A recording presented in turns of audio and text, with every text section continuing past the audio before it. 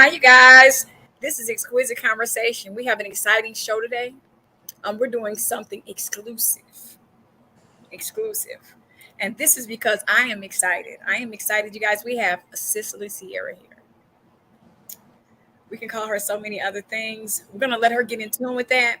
You guys know how we usually do it. We're doing some upgrading here with Exquisite Conversation. Um, so we're going to switch some things up. We're not going to do it with introductions of ourselves anymore because we're a little bit more growner than that. So we're going to introduce ourselves without me passing the mic around.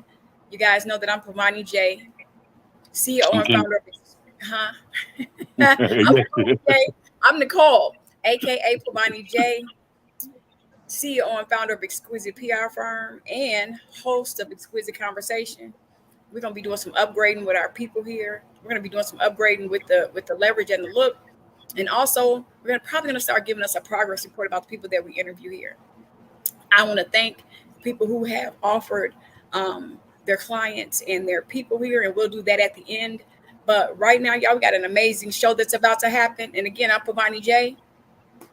All And who right, else? I'm King Jacob, yours truly, the man with the $1 million voice. Welcome. Happy Sunday. Oh, okay. All right, $1 million. I love it. Okay. Okay, and we also have Cicely. Go ahead and introduce yourself. Hello, welcome. I'm Cicely. I'm a Libra. I have blue hair as of recently. No, I'm just kidding. I'm a chef. I was an actress. You may know me. I've done a few things. I was a Power Ranger. I was in a hustle. I got a group back. I played Spirit on One. And now I'm a chef, a restaurateur, and a culinary instructor. I've owned restaurants in California and New York. I've had a CPG company, and now I focus more of my time on making sandwiches and teaching people culinary. That's amazing. That's amazing. I seen you. I was already out, so I was out with a client. I'm out, right? And we working, we working, we running here and there, here and there, here and there, and it comes through my phone like on a massive. I know when it's an emergency because it's not that beep beep. It's beep beep beep beep beep beep beep. So I'm looking at my phone like, wait a minute, what is this? One of the kids? And I look and I see that it's you. I'm like, oh yeah, we about to shut everything down because I want to see what she doing. You are one of the people that um, made me watch one. I came there to watch you. You were sarcastic. You were funny. Um, I remember the look of whenever someone would think that you would say something that was out of the norm. The look of you turning around and walking off. The different color hair, the different color braids. You have rocked it, and I remember coming to the TV watching you, even when it was late night, even when it's on late night. I still watch you just to keep my kid in me going. And I just want to appreciate tell you I appreciate your acting skills and you being an actress. I know that right now in life, as I've read your bio and the things that you've been doing, life changes. Life changes. And you are just as exciting then, now, as you were then. I'm going to let you fill the people in with what you're doing now, as far as you're a restaurateur, just as well as a serial entrepreneur. I'll say Yeah, yeah, serial cereal. entrepreneur. Yeah, I said, okay, that's amazing. And the blue hair, you still rocking it, whether it's pink, yeah. blue, yellow, red. You look good with it, girl. You look Thank you. good. And I appreciate your stance here on this planet. I'm grateful that you're here on Exquisite Conversation. So let us know what's going on. Well, I mean, it was really interesting because I think for me, I've always been obsessed with cooking. And like my mom was super, my mom did it, my grandmother did it, like feeding our neighbors, all of these things. And then every Sunday, no matter where we were, um, since, like I was like 4, I can remember being in the kitchen making something for Sunday dinner. And then like she would if our friends didn't have anywhere to go, she would invite them in, and like, and as I got older, she would be like, it's because your grandmother did it, and you know, this is the thing that I grew up with. So feeding people, I think, is something that's always fascinated me. It's always been my like highest form of like care and compassion. And I think it's interesting because when I went into acting, I was like, I'm not good at this, right? Like, I'm not good at this. And once the show ended, well, let me say this. My mom was like, when she said, because my brother started, I have 3 brothers, and they all started acting before I did. And so she would be like, just try it. You know what I'm saying? Because the purpose in life is for you to do something that you love, right? Mm-hmm. She's like, try it, see if you love it. And then if you don't love it, you don't have to do that thing. So when One-on-One ended, I was in a place where I was like, I really love cooking. I don't love this. I don't love some of the aspects of the business and all of these things. And I'm very like, it wasn't where I felt like I needed to be. Mm-hmm. So I was like, okay, I'm gonna just dive into cooking full time. And I never looked back. And I honestly believe that it was one of the best decisions that I had made. And so I went to Le Cordon Bleu. I started doing dinner parties and all these things and cooking for people before I went to culinary school. And then at some point I was like, if I really want to take this seriously, I should probably go to school, learn everything that there is to know so I can really build out my career. And I started off like halfway through school doing an internship. So I did like a super long extended internship at the LA Times Test Kitchen. And we would test these recipes, and it was really cool because it was a time where people would write in and be like, oh my God, I went to McDonald's, they have the best oatmeal, can you contact McDonald's? And it really, that one was true. They would, can you contact McDonald's and ask them how they make their oatmeal? Mm-hmm. And so we would reach out to McDonald's. That one didn't happen, like obviously it's McDonald's, but we would reach out to the restaurant or the chef and get their story and tell their story and test these recipes 20, 30, 40 times, and then publish a story, talk to the reader, get to know them, and then be able to shop and all of these things. So it was just, it felt so magical because I was like, I get to be where the people are. I think that was the thing that I was missing in acting a little bit. I wasn't where the people were. It was like, I love conversation and connection. So I did that. I started food styling, which was like really weird and uncomfortable for me because I would go on sets of like, and then people that I knew or friends would be like, oh my God, you're here, you're working. I'm like, no, I'm actually like, you know, putting the food on your plate. I was like, oh, this is not for me.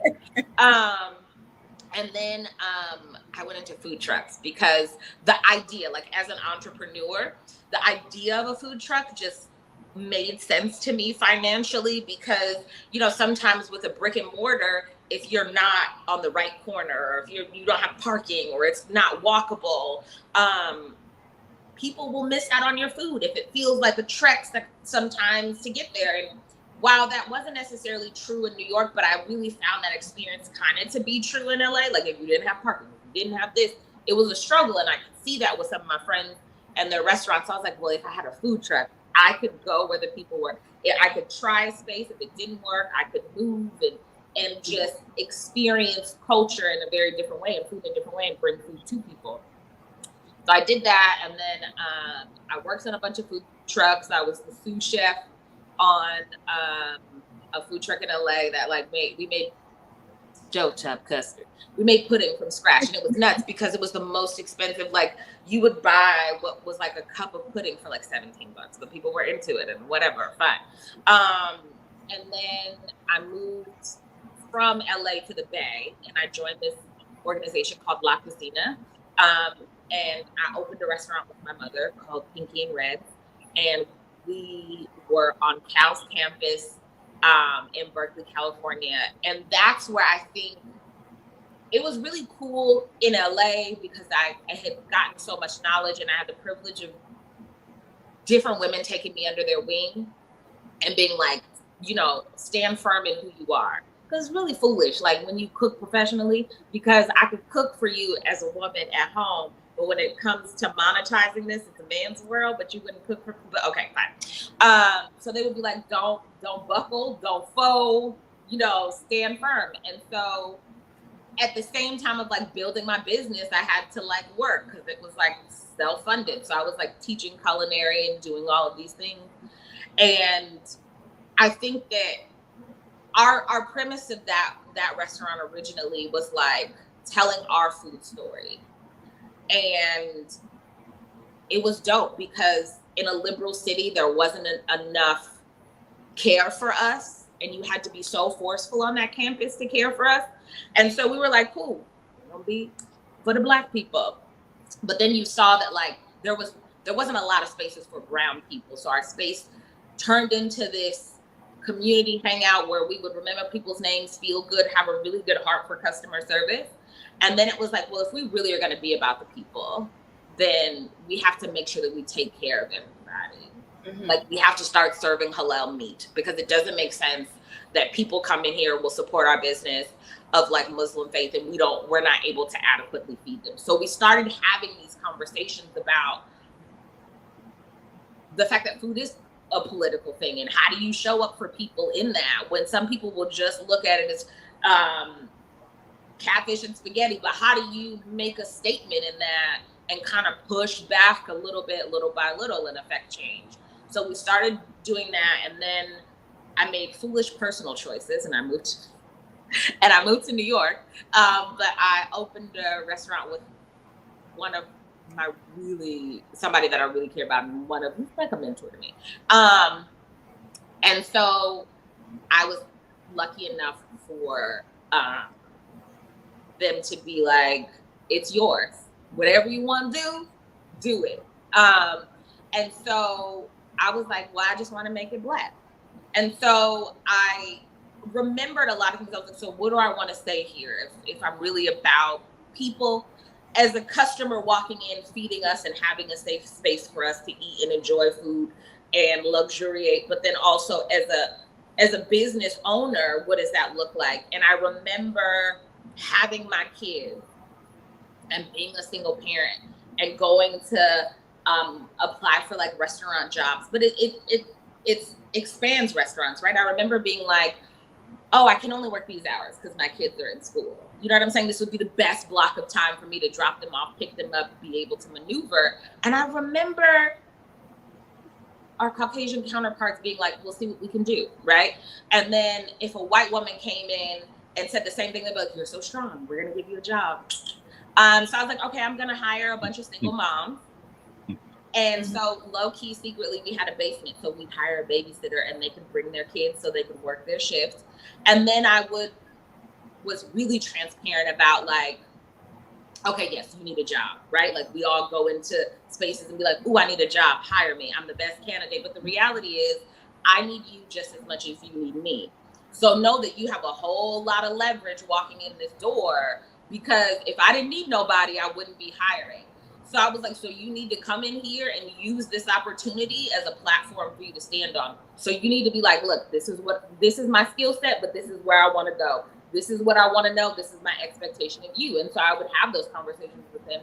And they'd be like, well, I'm a bartender, but I want to learn wine. I want to learn this. And it was dope because my like community of friends would be like, okay, so we'll teach the girls wine. So you got these like really fly girls, and people would walk in the restaurant and underestimate them and be like, you don't know nothing about wine. And they giving you the history where the grapes grew. And so even in that, I was like, okay, so we're only going to buy for Black people and women that have like family vineyards. Anything else we can't do. And so it was like telling those food stories, being super true. Like all the artwork, all the things, our contractors were Black. It was like, this is my responsibility to do this and highlight our food. And so that's kind of like been my jam. And then it closed during the pandemic. And I started, because I'm a serial entrepreneur and I can't just sit down somewhere, a CPG company. Because I was talking to a friend of mine and I was like, you know what really bothered me was at the end of the night, we would be done with the shift at like 1 o'clock in the morning. And somebody would be like, oh, let me go buy some diapers. or me being like, oh, let me see if I can pick something up for the kids on the way. And it's like, so how do we make food that lives in people's pantries, that's accessible, easy for them, and meets them where we are? And so I started doing that, and that was really cool. And I really fell in love with it through the pandemic. And remember, I moved to New York for a foolish personal choice. So I closed my business for that foolish personal choice. But I mean, and then like the pandemic was still going. So more and more people would be like, can you get back to teaching? Can you get back to like virtually cooking and showing us how to do these things? So here I am doing that, raising 2 girls and married and all the things. So it's good. I don't even know if I have another question. No, I mean, you just like covered everything. But what I really want to know is something that's really interesting. That pandemic. What was your outlook when that pandemic hit and you knew how your business was ran and you knew the structural design? Was it fearful? Was it how did you handle that? And what was that emotional tie that kept you going? I mean, it was weird because it's like a yes and situation for me. So it was hard because I had to let people go, right? Like that part really kind of fucks me up for all intents and purposes, because that's the one thing that's super shitty about being an entrepreneur and being someone's boss is you're responsible for how they get paid. Absolutely. Like I hate, that's the thing that whenever I think about going into opening another space or expanding a business or something like that, it's the first thing I think about. Like, do we have the capacity to pay other people? That part was hard. But for me personally, it was great because I have never stopped. And at the time, like when I was living in New York, we lived in the Bronx. My restaurant was in Manhattan in the Lower East Side, and my kids went to school in Brooklyn. So it'd literally be like dropping them off, picking them up, them being at the restaurant, doing their homework, whether we closed at 11, 12, whatever the time was, them getting back home by 1, 2 o'clock to get up at 5 to go to school. And we were like that as soon as we moved there. So for us, it was like a much needed rest that we got to see each other and be a family again, because we were so in the wheel and in the motion that we had never stopped and just been like, oh, we moved. What is this like? So for us, it was a blessing. And then, you know, so my youngest is allergic to everything. So I was grateful for the fact that we had a home where she didn't have to go outside, because she's asthmatic, she's atopic, she's allergic to everything. So she's autoimmune compromised. And it was definitely a season where I think a lot of us had to sit. And I had to sit with some things that I've been carrying for far too long. I had to sit with some things that people had put on me that weren't mine, that I had made mine. And started to live my life through the vantage point of the demise that people spoke over to me. And I had made it personal and it wasn't mine to carry. So for me, it was like, okay, what do you love? Who are you? What are the things that are you passionate about? And what are your non-negotiables in life now? And how do you not put yourself or your children in a place of unhappiness or discomfort or compromise? How do you work and not work yourself into the ground? Because I'm definitely a person who like is defined by my works. And I feel like rest and relaxing is a privilege. And I know that that's horrible to say, but that's true for me, just the way that I've been raised. I've been working since I was 7. So rest is not something, if you're resting, something's wrong. If you didn't earn it, it means you didn't do something that you were supposed to do. So it's like dismantling all of those things. And how do I show up as a parent differently now? Because my girls are getting older. So how do I talk to them in a way that prepares them for the world, but doesn't shape it through fear, but also shapes it with caution and mindfulness? So those were some of the things that I was doing in that whole ass pandemic. Wow. Those are very real. I think it shook up the world. I know for me, I didn't stop during the pandemic. There was no way, no how. The fear of failure set in, and like what's going to happen to a lot of people. And so I took on the responsibility of being a provider for Yeah. everyone, including my kids, like everyone. And I got adjusted to that because I was able to get out there and be out in the air. I actually took on the first delivery of medication to Maryland. I'm a truck driver also. I drive 18 wheelers. Wow. So the first delivery of medication through Amerisource Bergen, I handled. Wow. And so I had the first hand on seeing people and doctors get sick. And I was like, what the, you hear it's real and you lose a lot of people during it, people that didn't even deserve it, and I was really upset about that because I was watching people were dropping like flies, like it was Yeah. ridiculous. And I was trying to put the perspective of the world in my mind at that point. Like, what like, this is a bad joke. I know I didn't sign up to come down here. I couldn't have done that. You know what I mean? Yeah. There was going on in heaven. You mean to tell me I rushed to get down here? Like, I can't believe that. But to be a parent and be a mother and have to figure out how to rear your kids in this pandemic state, like this is real. And then a couple of my kids caught it. And devastation, like, whoa, whoa.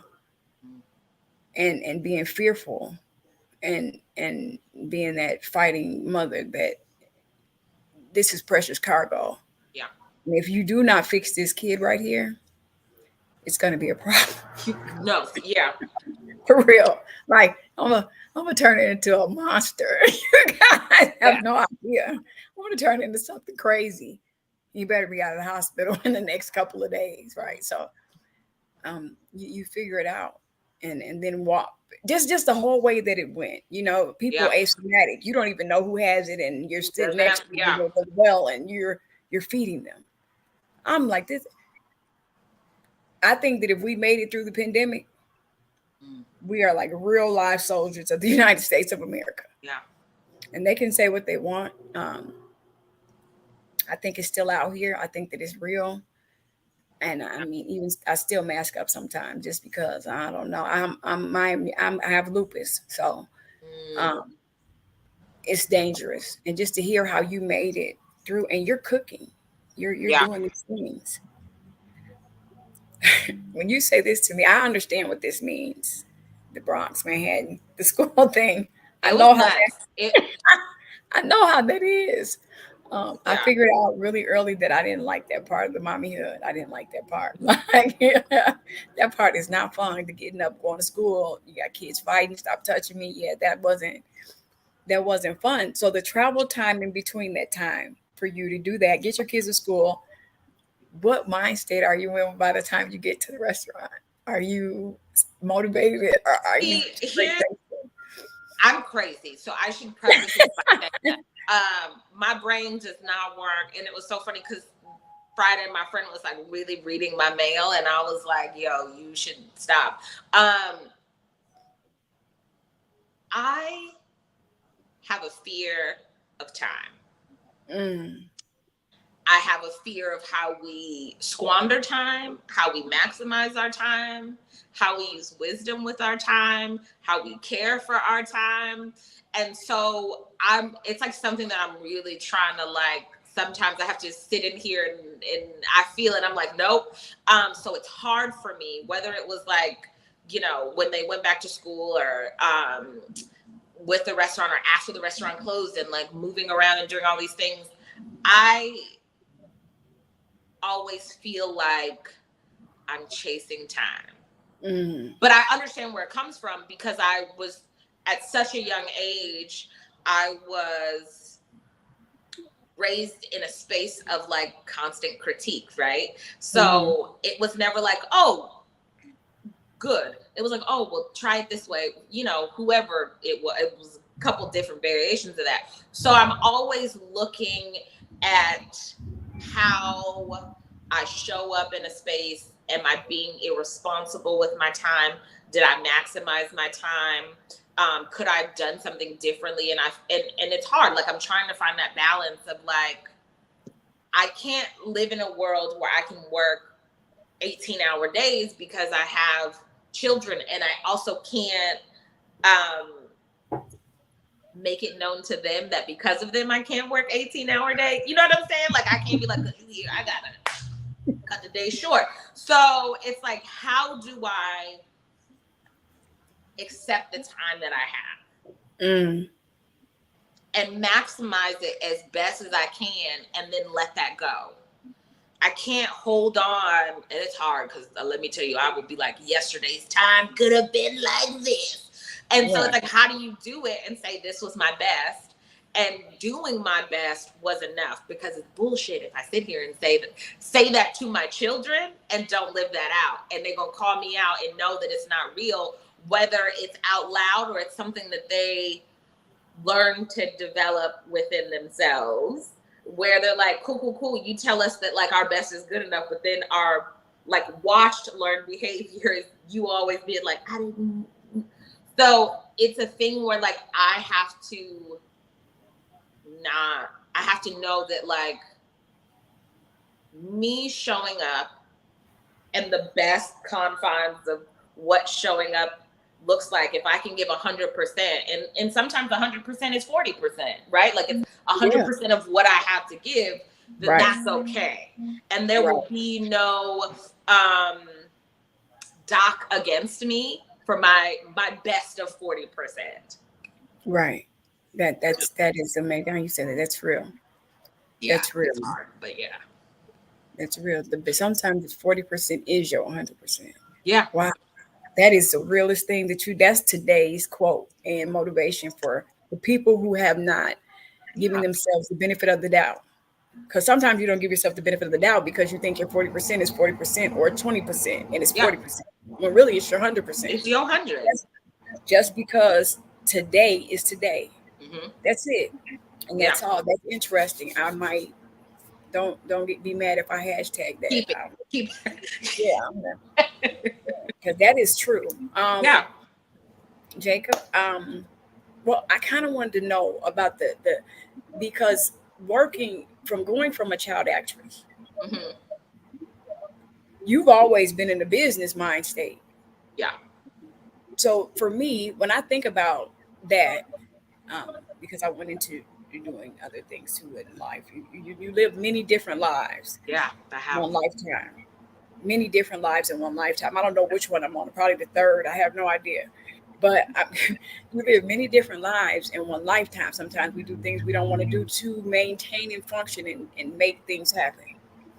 They call it hustle. I call it survival. Yeah. Everybody can't do it. Being in that business mind state as a child and an actress, knowing that you didn't want to do that for the rest of your life, if there was something that came up now in that realm, would you take on the opportunity to step out and give the world another one more snap of the finger of Cicely Sierra? Okay, so this is how I don't know what's the answer, but this is the best. When people ask me this is the best way I can describe it. You know, like, I have the worst analogies for stuff. Lord help me. You know how like you dated someone and you can think to who this person is like quick, or maybe the two, and you know that it's not for you, but when you're in it, good is good, but the work of it is not worth it to you. But the sparks of the moment, you be like, this hits, but it's Tuesday, Thursday, Friday that I don't want no parts of. That's what that feels like for me. Like financially as a parent, yes, great. Do I want to be driving around like auditioning? No. And so, but that's because it's not the thing that I'm passionate about. I don't necessarily hold a lot of value to those things anymore, where there are value to other people. So sometimes I have to be like careful of how that's my thing. And I think that also like cooking also works for me because I'm very much in my head, especially when it comes to teaching, because I look at everything and I think like, okay, if I'm going to teach you how to make something, or I have to teach my team, or I have to set up an experience, what does it feel like as soon as they put their hand on the door, right? Like they walk through the door, what music are they hearing? What happens if they have to go to the bathroom? All of these things. And I think that works really well for me in cooking, where it doesn't work well for me in acting because I'm too in my head, where it doesn't allow me to like live in that moment sometimes, because I'm like, ooh, I wonder what face I made, or ooh, if I turned this way, if I did that, I'm one of those people where that doesn't feel great to me, because then it turns into this like,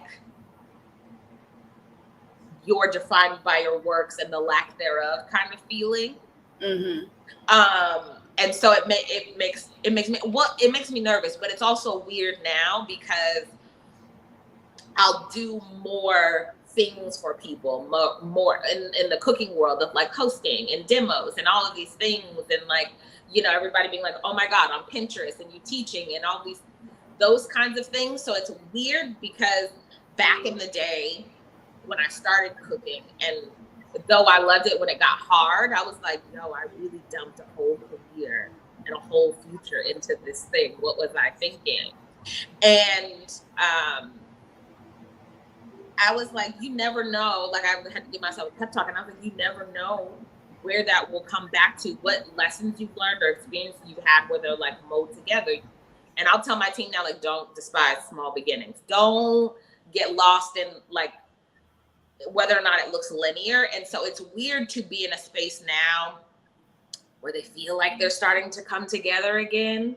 Because I remember leaving after one-on-one was done, and I was like, oh my God, I love cooking. If I could do a cooking show, and you know, I didn't really have experience, but just felt like if I could just cook for people. And so it's weird now to be in a space where like the two of them are coming together in a way that I never thought. And I think that acting also really helped me with teaching, right? Like I can memorize the recipe. I can like give you structure and people are like, you're so entertaining when we do this. And I'm like, yeah, I got a whole bag of experience doing it. So it really is great. But I don't know that like if you handed me like a script and be like, okay, let's go, I'd be like, hi, my name is Cicely and I'm so great. I feel like that's what I would do now. So I really don't know about it. I have no idea. You seem like someone that I'm like a friend. Like you seem so like someone that I would hang with, someone that I would know, someone that I would be like, girl, what you doing? Like someone that I would talk to next door. The words that you choose to use, linear. Your name was Spirit on the show. I have a different aspect about probably some other things that I would like to ask you because I think that I got a roundabout sense of your energetic realm. If I were to speak in those terms, I think you know where I could possibly go with that. But I'm not. We're not going to do that. We're going to let King Jacob go ahead and dive in with his good old questions. Come on, $1 million voice. So, upon you being this world-renowned child actor, and you come onto the big screen to embrace, entice, and inspire Black families all across America, as well as show the white community how it really goes down in the Black culture, and how we rock, and how we got slick mouths. Yes. The women roll their eyes, but when the dead speaks, it seems like the wall tremble. Yeah. And so, upon me having the experience of watching, the sitcom, I felt right at home. And so with that being said, I just had this conversation with my partners, right? I said, when there's a two-parent household, the first person they call, when they meet their dad at the first teacher parents conference, and they know he's staying firm on principle, the first person they call is him. And so that show reminded me of that. It was an open dialogue. Yeah, cause you was a little outlandish on the show. You said what you said, and it's like if you wear your feelings on your sleeve, oh well, that's not my problem. And I can respect that. You know, you asked me, I told you, but you just wasn't ready for the answer. And so upon you having that character and being that, how did your peers of every day, what did y'all chop it up about as far as when they be like, oh, my homegirl this or my cousin this or like how was that? I mean, so I think that I knew Kyla way before the show started. I actually wasn't acting at all when One-on-One came about because I had made the decision to go back and start high school and dive into high school full time. So her mom had called my mom, and we all had the same agent, me, Kyla, and Robert. And they were like, listen, she's got this opportunity. They're looking for a friend, and they really want the friend to have like good chemistry. We think you should audition. So we all were very close. We were all very cool. So much of our lives happened in that show. You know what I'm saying? Like, me being 15, having my sweet 16 and growing and maturing and like Flex and his family, like so many things happened. And we were such a small group of people that I think it was only normal that like we became a family on television and a family in real life. And it was very magical. It was incredible. It was pretty cool. I think the thing is like, we just saw it as going to work. I don't think we had I'm going to say this for me. I am very much like Spirit, obviously. So it was perfect because we could live these things out together. But I don't think we thought like, this would be one of the biggest Black sitcoms to go down in history.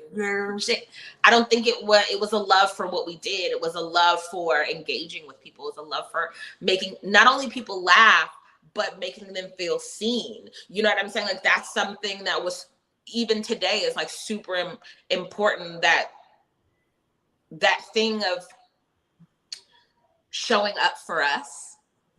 And I think that's what made that cast like really great, is because you could see yourself in someone at some point, if not all of them and all of those things. So I think that it was that. I mean, who would have known that like it would be what it is now? But yeah, I mean, it was, right. I mean, I feel like I don't know, it was crazy because it's like how perfectly it aligned. The characters, the idea of what the characters were supposed to be, and how we just kind of fit. It was wild, but it was incredible.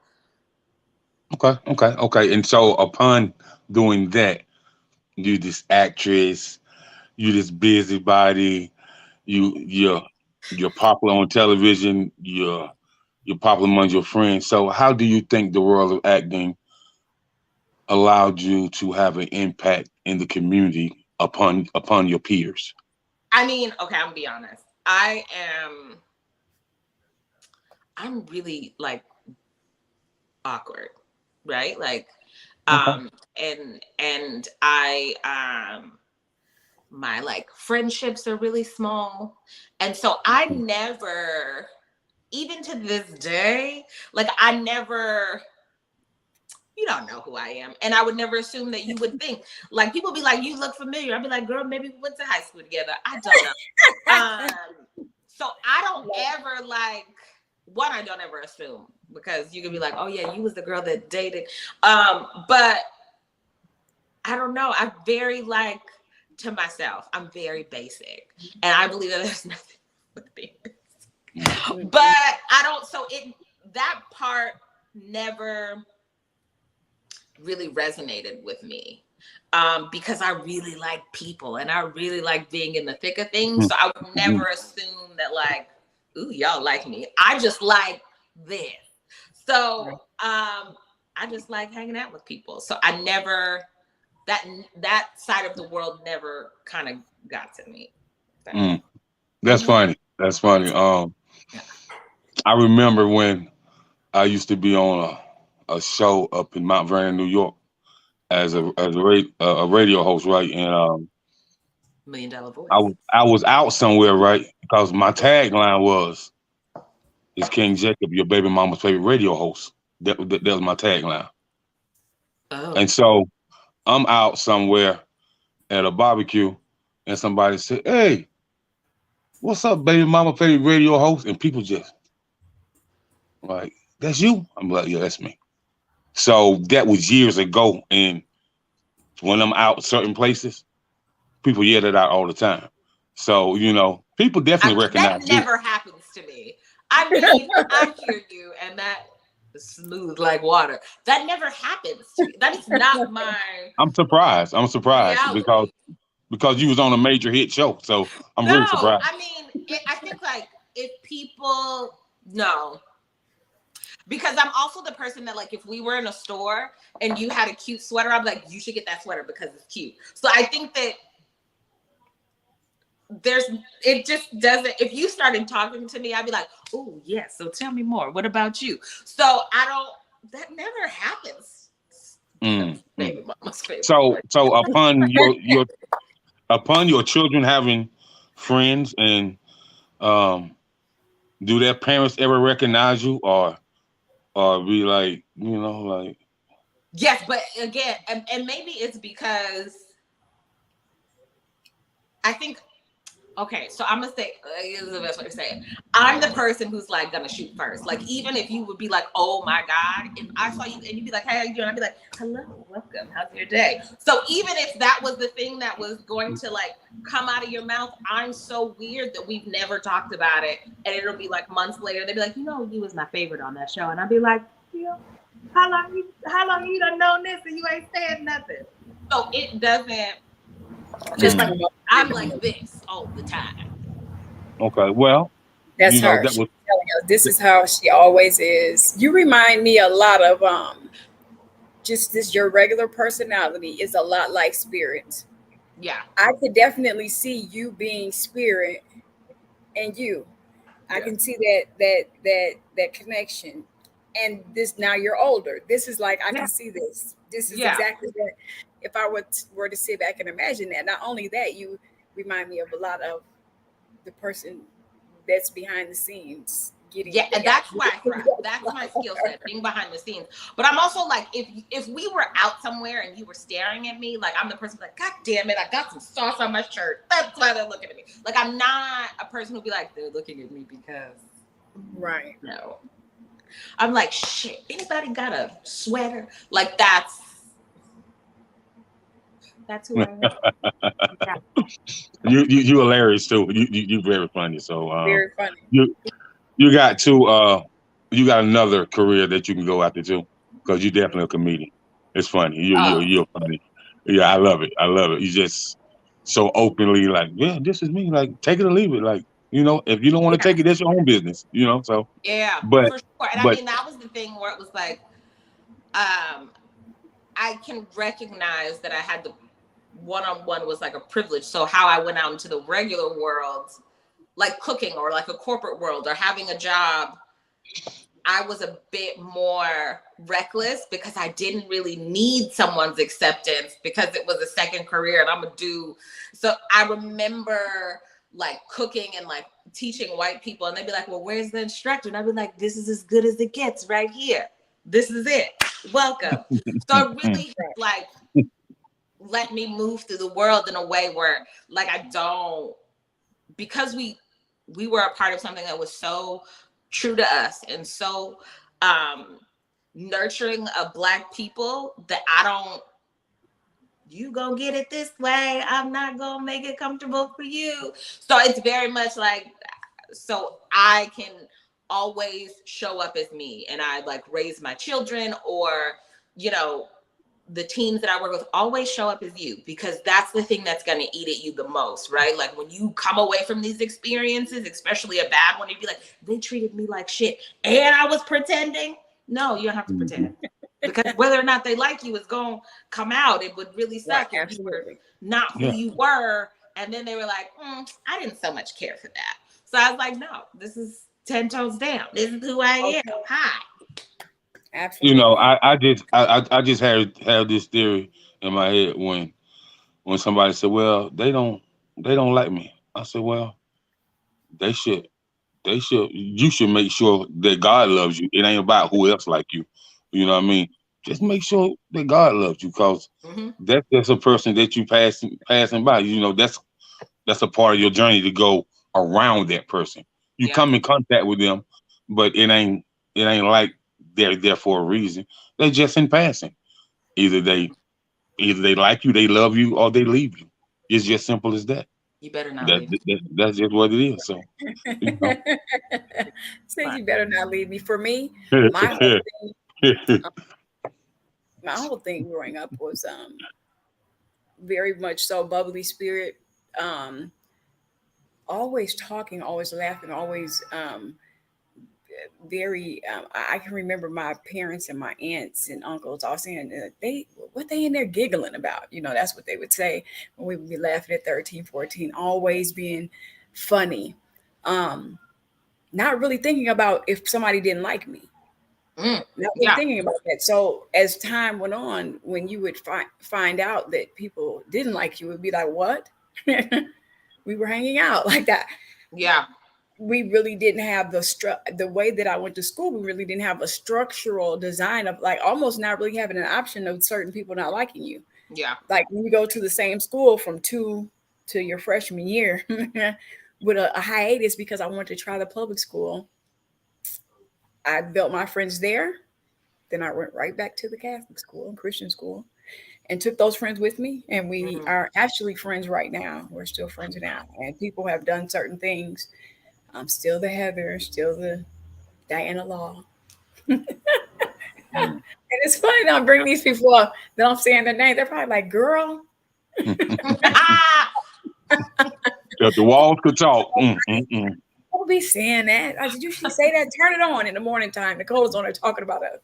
I could just see them like saying the same thing. Keisha, Anisha, Eric. No, nobody's really, we grow up, we have lives, but there's that connection still. So for me, those people, and I know people probably don't believe me when I say this, those people that matter. We can get in tune and we can rock out. And those people who don't matter, don't like me, don't matter. I'm not going to spend a lot of time on trying to tap dance and tippy toe around you to try to make you like me.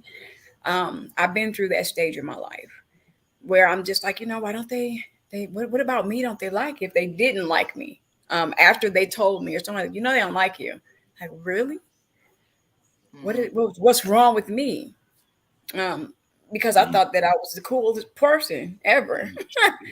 The coolest person ever. And I don't care about that. I thought I was the coolest person ever. Like, hands down. Like, you don't like me, you missed out, buddy. And I kind of feel like that now. Like, they said, I mean, I've always been awkward. So, I'll be like, oh, it's because I had blue hair. They thought it was weird. But I tell my kids that sometimes, like in life, you know, you gotta like eat the meat and throw away the bones, right? Like they experience whatever that, because they shape you for the next thing, and you want to get a hold on how to show up in the world while the lessons are small, because sometimes the lesson will be greater and you'll be caught up in a situation where you keep circling the same lesson or compromise yourself to show up for people because you want to feel validated. So validation first like starts with you. But then I'm also like, well, you also have to be mindful that like some people may not understand you. Some people may be hungry.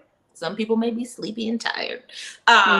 So give them the grace for that. Or there may be a space where, as cheesy as it sounds, you can be the change that someone needs to see. Because you don't know what somebody just left or just encountered, right? Like, you may just need somebody to be like, oh, hey, girl, have a good day. And that be the thing that shifts the atmosphere for someone. So don't miss out on those opportunities, because sometimes we just need to feel seen and valued. And oftentimes that's on a very broad spectrum. What it kind of comes down to, that doesn't mean that you should be someone's punching bag, but it does mean that, like, what's yours to carry is yours and what's not yours. And so you show up as the best version of you, and you give God your best, and you let everything else be sorted out that ain't got nothing to do with you. And so that's what I kind of try to live by. I mean, you may catch me on an off day, but, you know, I try to be like, oh, hey, everybody, why you sad? You need a friend. Right. Okay. And Okay. that's a beautiful thing. As a CEO, this is pertinent. As a CEO, going from one realm to the next, going through your classes, going through cooking school, going through all these things, you said that one of the hardest things for you is being responsible for someone else's financial gain or putting money in their pocket. Looking at that as a CEO, have you ever had a time where being a leader and a CEO was trying to you? Oh yeah, like every day. I think the New York restaurant was really difficult. And so there were times where I had to talk slow and breathe long, you know.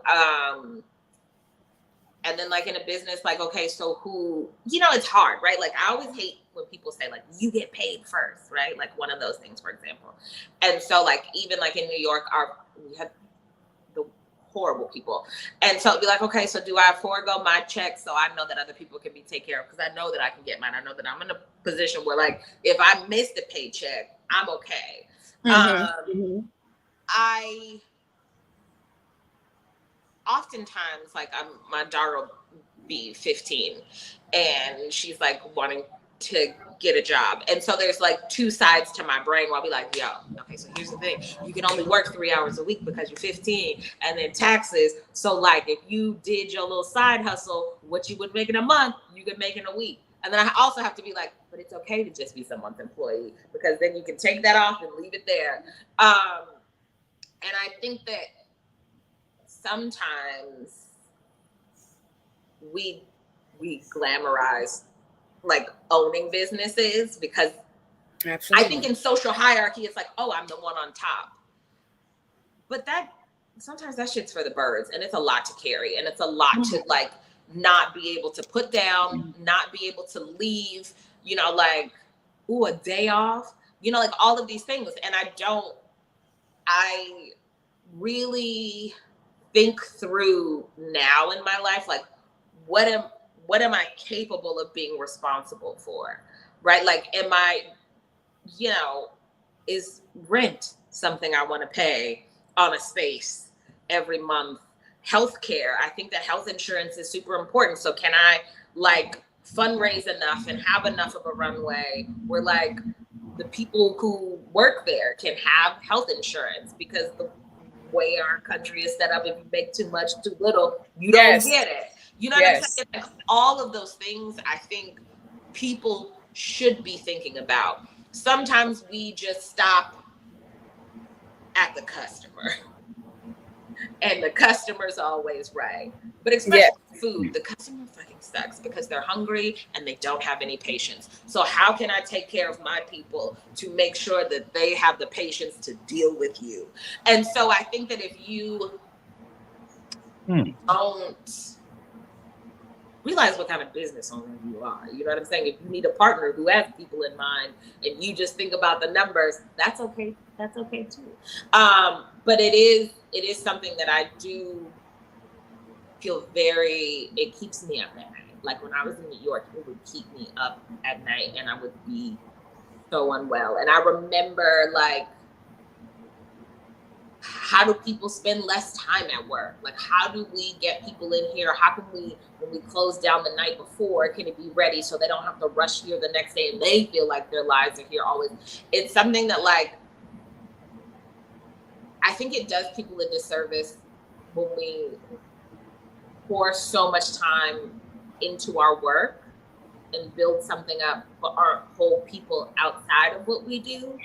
We're so tethered sometimes to the thing that we do and the success of the thing that we do, and our identity gets wrapped up in that like, well, who are you outside of cooking, or who are you outside of said thing?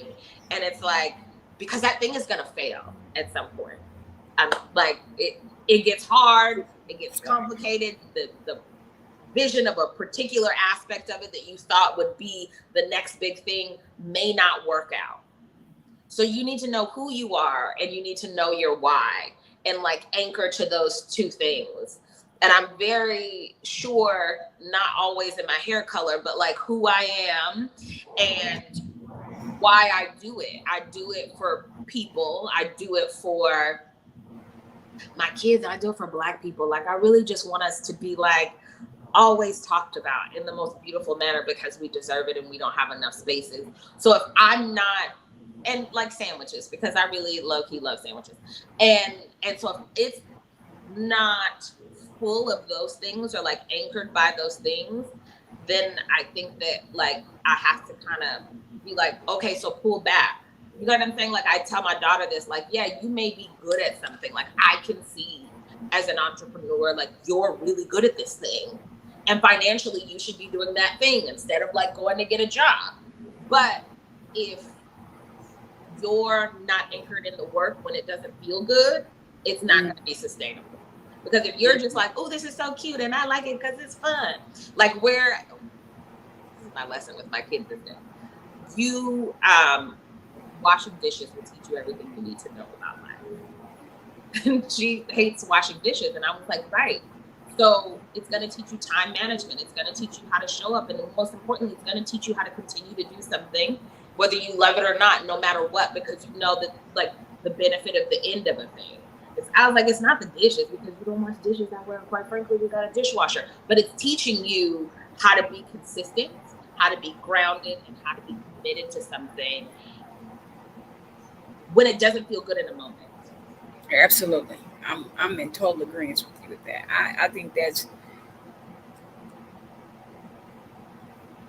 synopsis, that analysis. We have a dishwasher. Yeah. It's never been opened. It won't ever be open. Ever. Because you're going to have to wash them first anyway. Yeah.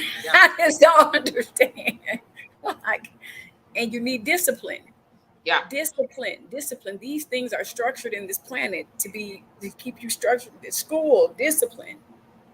You got to be there at a certain time. If you don't, you get in trouble. Work. You got to be there at a certain time. If you don't, you get in trouble. If you do not call or have a parent call for you at school, the same thing happens in the work world. If you do not call, you're absent. No call, no show. You're fired. You're in trouble. Truancy. I mean, things happen. And this is the structural design for a reason. Yeah. That's what I've had to implement in these other entities. Mm-hmm. And then you have to figure out which one is who and how. Which one is you have to talk to like this, and the other one that you have to say, hey, come have a seat for a second. Yeah. You have to learn how to deal with people on their terms and talk to them on their terms when they're your people. DNA status. But not only then, but when we're us. Yeah. That's the point of talking to the guests before the show. So that I can feel you a little bit. Your energy. I need to see your energy and your source before we push that button so that I can come in and smile and laugh, or I have to because Yeah. they want somebody to know what's really going on Exquisite Conversation. Yeah. And that's why I touch and feel and do the things that I do before the show with the guests. But not only I'm paying attention to you. Right when I came in, I looked at you right away. You were like, and I seen you before you saw me, and I saw that you weren't impatient. I was watching you for like 30 seconds, and I was just trying to see how you were, and you were just as peaceful. And I was like, okay, Nicole, do you come in and just like spunking her all the way up because she's just peaceful, or do you just show her that you're like this fan because you're like 44 now, and you just like, God, what you doing? I've been wanting to talk to you. So you feel around people, and you were very welcoming and regular. You didn't have Yeah. this. You don't have this halo over your head, and you're walking around like you're floating on it. You talk to some people, and I know you've done this before, where people, you almost think they're talking like they're majestic, even though we are queens and kings. But you're like, wait a minute, do I touch them or not? Like, and that's the part that you have to, how you have to navigate this planet every day. The gas station attendant, just anybody, the person that's pumping gas in front of you or the person waiting behind you. You have no idea what type of day they had. And living in the Chicagoland area, anything can happen at any time. And I'm pretty sure that's how that New York world was. While you were working there, when you were like, whoo, they were mean. I was like thinking to myself, tell me about it. So I was just talking to somebody, like, is this north or east? And I didn't think anyone heard me. And it was like 45 people like going up and down the streets of North Franklin, downtown Chicago. And I was like, these people are evil. No one heard me. And I was screaming and hollering, but whatever. You got to keep moving. And you have to teach these people how to keep going in spite of. And that's what I appreciate the most about what I have received from you. Going from being an actress to this serial entrepreneur and a chef, doing and diving into the things that you love to do, and planting your feet, your why, and taking it all the way home. That's amazing to me. That's amazing to me. And I really, really, really um, love that. You and your mother starting a company, you teaching, like doing all of these things and not being worn out, but being even more driven. If that's not motivation for someone, then I don't know what is. Um, and I think that we should have a couple more questions. I know because we're over the hour, we're 20 minutes over the hour. Oh, wow. And that's a good thing that when we find out that we have talked to someone and they are over the time, well, no, we're not 20 minutes over now. We're about 10 minutes over because we started a little bit late. So we're about 10 minutes over, but still, that's a superb thing on Exquisite Conversation. And that's what I really, really love. I know that you're a very busy person, so we do not want to dive into your time because this was an exclusive Exquisite Conversation. So if you would allot me to just tap into your energy one more time and just find out one thing, what is your most favorite meal to prep Ooh. for our people? I watched your cooking session, and that's why I know. You're like chicken and rice tonight. So, I mean, this is really hard. She's like, chicken and rice. Like tonight on Instagram, I gather with my friends on Instagram, and we watch TV during the week, well, separately, and then we come back together on Sundays, and we cook together. So tonight I'm making chicken and rice. Chicken and rice is really important to me. I think that it's weird. It's my like family recipe, and it's interesting because other people have had it. It's like you cook the chicken and the rice bakes into the chicken. I don't know. It's changed over the years. But I will say that, like, if there was one thing that I could do for the rest of my life, it would be like grilling bread, because I really love sandwiches. And a lot of times when I like teach people how to cook through a sandwich, they're like, we had never looked at a sandwich like that, because I think that sandwiches are so simple and complex. We've all had a sandwich. We've all eaten a really good one. We've all eaten a really bad one. But like, if I teach you how to make a sandwich, I'm teaching you how to make bread. I'm teaching you how to build flavor, texture, glue. What's the emotional construction to all this? And then I think that you're learning how to make a sauce. You're learning how to cook a protein. So I think probably a sandwich, because it's always the thing that fascinates me the most. Okay. Yeah, but I don't know. I love food as a whole. Really, I love bread, like anything. And by bread, I mean like cake, actual bread, flat bread, like any kind of flour, water, butter, dough mixture. Will always have a very special place in my heart. Okay. I would love. You're gonna see me again. Really soon when you go to Instagram or whatever. I'm there. I'm following you because I can cook, but I'm not the best cook. Just to be honest. Oh my God. I'm like following you. my jam. Like I'm really really good. You see, I had to catch myself because I was about to start guessing. Yeah. I'm so good at it, guys. Like I really, because I love food, but I really love people, and I really love that moment of like when people go like, "Oh shit, I did that," and I'm like, "You sure did. You sure did." Yeah. Because I want to know. Go? You done turned the camera off. You done left because we was overtime. No, I'm just kidding. Don't tell me. It's not my business. You know? Right. He's $1 million man with the $1 million. Right. The $1 million. No, ain't no telling. And I can cook my ass off. Okay, so tell me more. What's the thing that you cook the best? If you say ribs, I'm gonna be like, that's too easy. Anything from like baked mac and cheese to that's black. Don't Alfredo. Something else. Okay. Any type of Italian food. You know what I mean? Tell me more. Okay. Tell me. Like baked ziti with Italian sausage, hamburger meat, chunks of chicken with Kobe Jack cheese, cream cheese, cheddar cheese, and monster cheese on top. Yeah. I believe you, man. Yeah. Heart attack. No, because it's baked. It's fine. Honestly, it's not bad. So let me ask you, are you making your own sauce? I don't most of the time, but I can. Okay, so so I'm gonna ask you this. Like, what sauces are you using? Is Prego or Ragu better? You know what I'm saying? It's not even Prego or Ragu. Tell me more. It's not even dark as Prego and Ragu.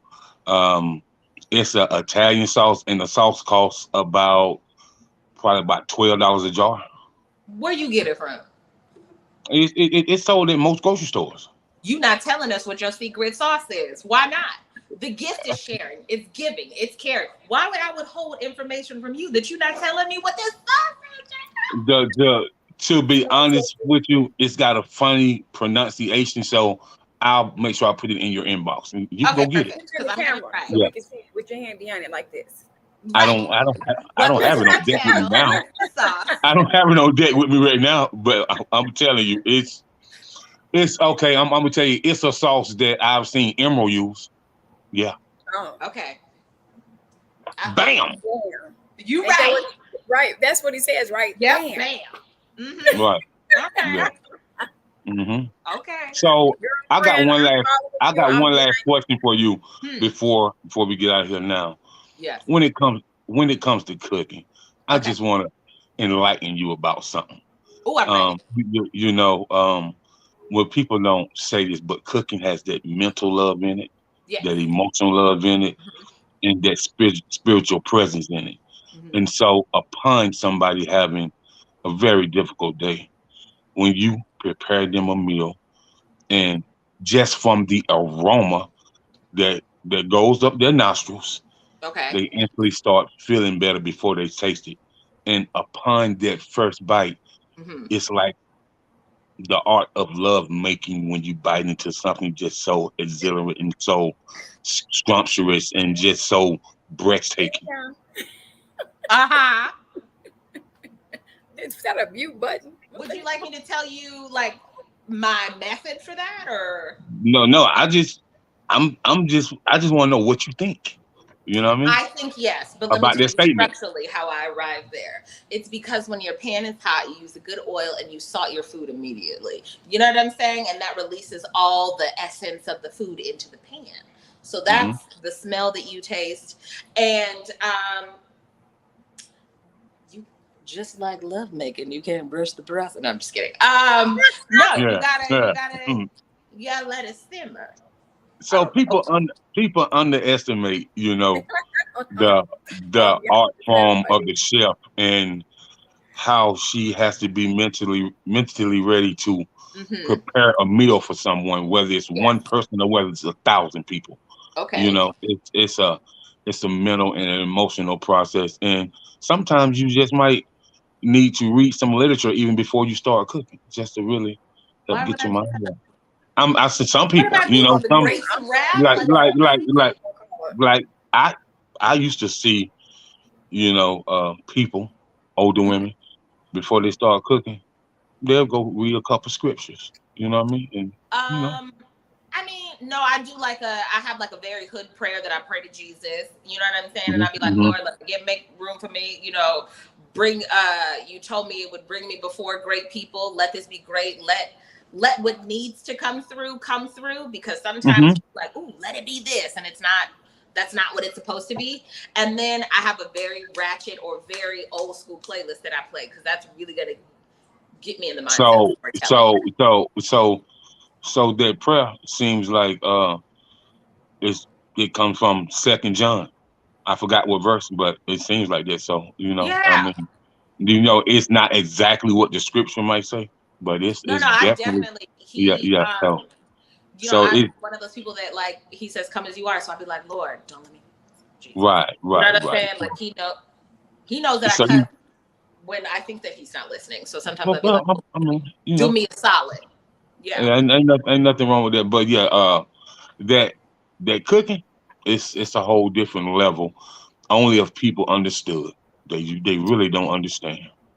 They say it's to the man's heart, and cooking is to the man's heart. I'm not saying that I can't cook to eat.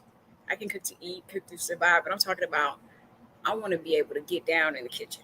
Like, if it's time to get in the kitchen, the bottom line is I'm following you. I'm gonna be right on your back with the courses. Listen, like, you want to run to the grocery store and come on Instagram tonight. We're gonna make this chicken and rice dish, and it's super easy. It's chicken, onions, bell pepper, celery, garlic, and rice, quite frankly, and a few other things. But I think that, like, that's the thing that I love, is like making people really feel like, I think that cooking is a lot like life.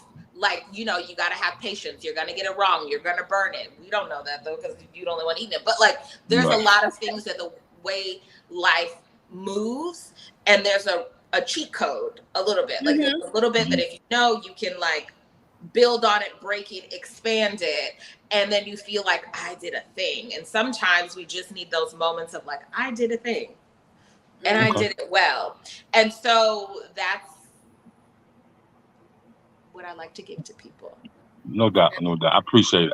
I just wanted to tap in with you with that, because listen, when don't I say tap in nothing. If you're not gonna send me that sauce, I got you. So when I say that statement to most people, they like, they be like, tell me more, Jacob.